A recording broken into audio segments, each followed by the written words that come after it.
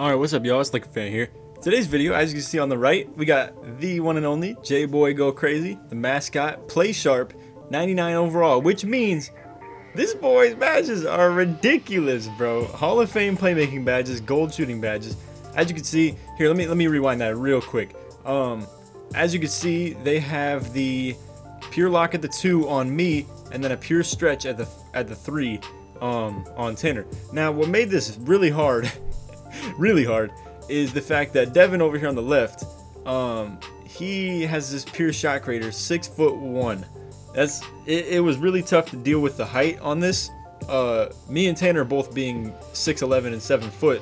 That was honestly, I just feel like height is so necessary in this game.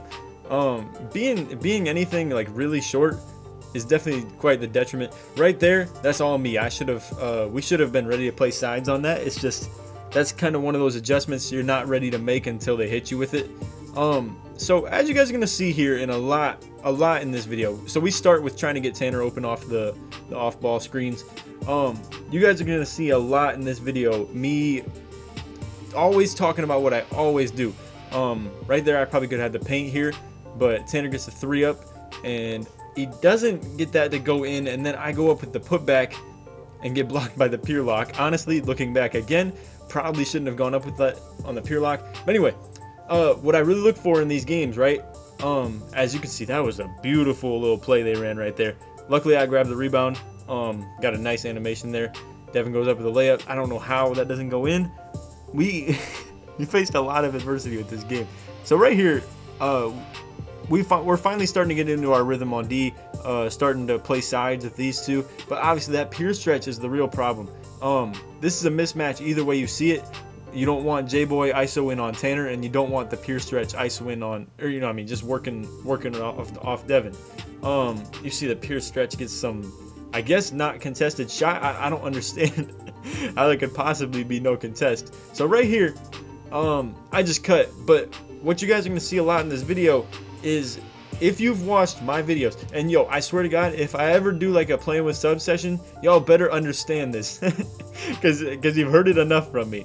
I get backdoored there. That was horrible. I could have got the block off that too, but you're seeing I'm playing pretty trash right now, honestly. But anyway, what I've said enough. So right here, lockdown. They switch. They got lockdown on him. What I could do is ISO right here, but I know they're gonna want to switch back if we do this. So what I always look for, you're gonna see me literally pass to Devin like 3 times in this possession, because I'm just literally like, yo, just run to me, I'm running to you. They're gonna think I'm screening, they're gonna switch again, and I'm just slipping right down the middle on a fake screen. He passes to me, I'm just like, no, bring it back, no. Like, bro, so many times. And then you see right here exactly what I said was going to happen. Mr. J-Boy right here, he wants to step up to Devin because he thinks that I'm just setting a pick. We're trying to get Devin open to shoot the ball, so they're just going to play sides on everything. So that means these slips right here are going to be wide open, like so. So then he hits me. A little bit earlier would have been nice, just because I got a pure lock trailing me. But anyway, that's what I'm trying to say. Like, I don't want to sit here and like post up J-Boy all game and then have a pure lock trying to help off Devin or something. So like personally, what would have been great here is if we would have had like a 2-way sharp or something like that, or a defender sharp, and then we just work off ball movements with Tanner and me, and then I can just, and you see nice little step up right there. Tanner gets sidestepped just a little bit, and honestly, this J-Boy kind of got carried. I'm not gonna lie, this stretch big was just going in. So Tanner with the ball, we're trying to find him a 3, and we do. He gets enough space to pull that right there. And honestly, had I known we were going to be pulling up on J-Boy, because honestly, we just loaded into the park, and then boom, I just see a mascot on the got next with the spot wide open. Luckily, he misses that. I get the positioning on the rebound. If I would have known we would have been pulling up on him, I would have definitely brought my defender, just because I can do the exact same thing on these slips. So what I'm trying to tell Devin to do is go to the right, get the lockdown on him, but at that point, the slip's already there. But again, what I'm trying to tell you guys is like definitely the move when running pick and roll. When they're so voluntarily switching like this, where you see they want the lock on Devin. Boom, they got their switch. honestly, what was happening though is they were just doubling him right here. So that's when I just cut right away, just because I want to help Devin get rid of all this harassment on him. But anyway, like I said, you're gonna have the slips wide open when they switch everything, and like so, and then getting close to the grand badge here is starting to look.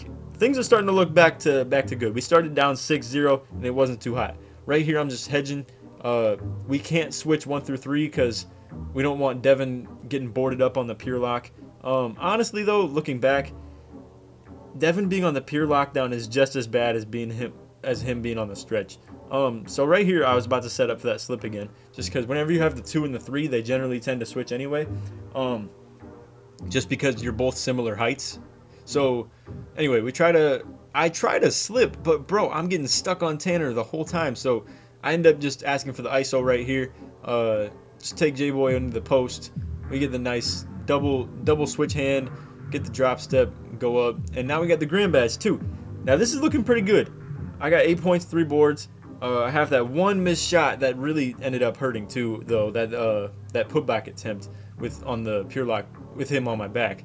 So now Devin's D'ing up pretty well on J-Boy with the ISO. You know this game, it don't allow ISO. It just allows big motherfuckers like this to shoot threes in your face. So he doesn't get this. This was the turning point of the game, in my opinion. Now you can credit me for this because I gave up bad rebound position. I was sitting here thinking like, yo, this is pretty good position right here. But there's a lot of mental errors by all of us here. So right here, Tanner, he's already in the paint. Instead of crashing with me while 2 people are down here, he leaks out, and then they end up getting the rebound. Now Devin, for whatever reason, is also trailing up to the top. I guess they just trusted me to get the rebound that much. So Devin's also leaking out to the top. I'm not exactly sure why either. So the stretch big ends up getting wide open off this. He misses again, and he gets the O board again, and the exact same thing happens where everybody is like, so this is what happened on the first one. He misses again, and then again everybody leaks out to that middle too. I'm not exactly sure why this continues to happen, but like I said, this was the turning point of the game. I finally get the positioning on the rebounding, and then they make the shot. So that was major turning point. So anyway, right here, we're just trying to get them to switch. The roll is open enough to the point where I can just get it anyway. They played some horrible pick and roll D, to be honest with you, but at the end of the day, it seems like everybody does in this game. And honestly, I feel like that's more credited to me knowing when to cut and where to cut from. I like being in control as well. I don't like being told when to cut by people, you know what I mean? Because I know exactly what I'm doing. It's just, and yo, I probably would have got that passing lane, but Tanner ends up playing the good D as well. Devin with the big time 3, and again, we're back in position again. This is like the prime spot you want to be. 16 to 14, that's perfect in these types of games. Takeover goes off. Right here, so could have had that, bro. I cannot believe how this game ended with these passing lanes. Here, let me go back one more time. So what I'm doing here, because it's 2-man pick and roll, Devin has to get to one of these perimeter guys, you know what I mean? So I'm just, obviously he's gonna get killed by these double screens. So I'm just picking up until he can get back there, because we don't want him on the pure lock. We kind of really don't want him on the pure stretch either, but definitely not the pure lock, just for rebounding purposes. So honestly, what J-Boy should have done is move to the left, just to really open it up for this guy. Because now I see him moving back towards Devin, so I can just take the backside. And the fact that I couldn't get this, it kind of hurts, bro. Because like honestly, stick the hand out, perfect spot. If I would have grabbed this, game's over basically. So they get the dunk off that, tie game, and we just gotta keep getting our stuff together. So now lockdown's on me still.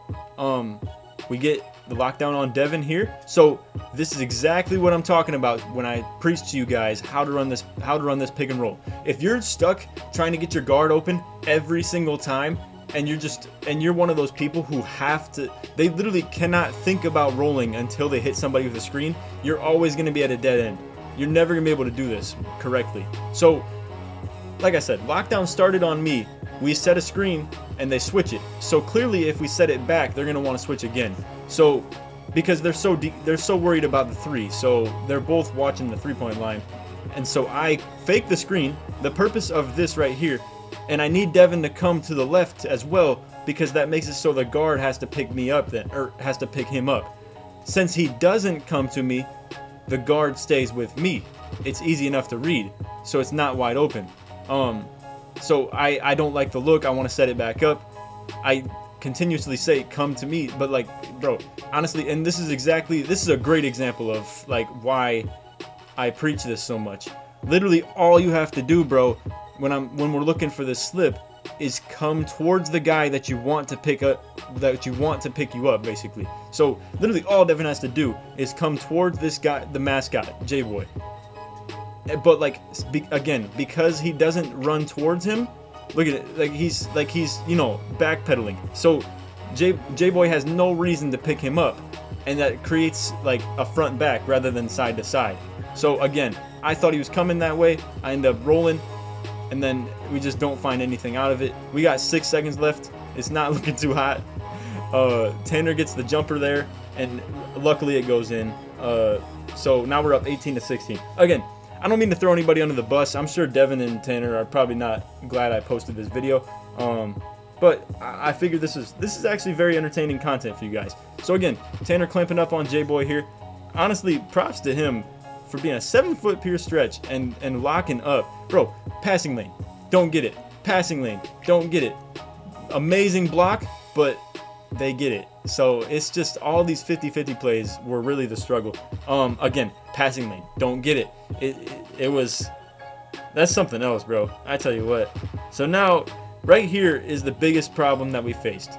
So again, we go to these screens, but instead this time Tanner sets it up, and soon as they play sides on this, J-Boy gets a ridiculous steal animation. Like literally, as soon as I was about to just pop off to the side, and then boom, Tanner just holds onto it for a little bit, comes back my way, and then I slip. They get this poke. Tanner gets put in animation, and then he's too slow to get out to the corner, and bang, he hits the corner 3 for the game. So props to J-Boy. That last shot that he made, being his only shot, was ridiculously big time, as well as the steal. That was such a huge play right there, because had we scored 2 points on that, we probably would have won the game, because all we have to do is D up on their 3, and then we come right back with a slip, get another dunk, and the game's over. Like I said, bro, I've said this continuously. I've said this so many times too. You cannot just live through the 3-point line if they're not gonna let you. You know what I mean? Like if you're literally just gonna give up 2s all day, you have to take the 2s. Hence that right there. But although I don't know, honestly, what that came down to is just a guard going for a steal on a big, and they generously gave it to him. Honestly, I feel like that should happen almost every time, but it just doesn't in this game. But so it happens right there. They had 2 turnovers. We had 1. That 1 turnover was the only time we had it, as well as that was the only steal they had too. And then that was J-Boy's only 3. Quite the ridiculous play at the end of there. But hey, winners win. They got the dub off that. Literally that one play. That is crazy, bro. Anyway, so I end up with 10 and 3. Devin with the 4 assists. He hit that one big time 3 as well. And then Tanner goes 2 of 3 total. The clutch midi that he hit, and then the 1-3 as well. And then honestly, there was a couple turning points in this game. Like I said, when the lock grabbed two O boards and we just kind of left the perimeter open as well, that was the big time. As well as Tanner not really crashing with me either. But hey, like I said, I don't place the blame on everybody, because I had some bad mistakes as well, especially towards the beginning of this game. Just like when I should have switched at the beginning. And then, like I said, some rebounding deficiencies as well. And then maybe for next time, just to protect my ball handlers a little bit more, if I have a liability on me on D, whether it's like, honestly, like the only person I should really attack is J-Boy. Like if they switch him onto me, I should just call for the ball in the post, and then like, or I really grab it on the perimeter, then go to the post and work on the guards, because I don't like the whole entry pass to the post. I feel like it's a horrible process. Anyway, that's about it for the video. I don't think I've ever posted a loss on my channel, but I just figured this would be like really entertaining content for you guys. I'm sure that was pretty fun to watch, because honestly, even though I came out in the losing end, that was fun to watch back as well for myself too. Shout out to NLMB Richie as well. He plays some good D, as well as really good rebounding. This Typer dude was legit from 3 as well. But as you can see, went 4 of 6 as well. Had we had like a taller guard, or even like another big to run with, I think we would have been straight on D. And honestly, I don't even feel like I need guards to play with at this point. I just need like a stretch big post scorer that can shoot some threes. Like my boy SK, we get me, SK, and Tanner together. Oh, that's gonna be a ridiculous trio, bro. We're gonna have me at the 1, Tanner at the 2, SK at the 3. All 3 players capable of initiating the offense. And I feel like it'll lead to some pretty nice ISOs for me as well. And then even if they put the liability on SK, because he can bang threes with his post, and honestly that alone is ridiculous. Like I'm talking probably around 70% in park, 75 even. And I don't exaggerate that either. I wouldn't gas anybody up if I didn't know they were like legit like that. But anyway, so what makes SK so valuable is the fact that if they put the defensive liability on him because he's just spotting up in the corner, boom, just post up ISO. It's so beautiful, bro. Anyway, this video is about 17 minutes long. I don't want to go too crazy over explaining all the things I'm hyped about and whatnot. This is the video. This is what you get. I hope it was pretty entertaining for you guys to watch. If so, drop a like, sub if you're new, all that good stuff. Shout out to JBoy once again. Appreciate the content that's provided just by literally JBoy just hooping, bro. Like, and the fact that people can like play him and make videos out of it.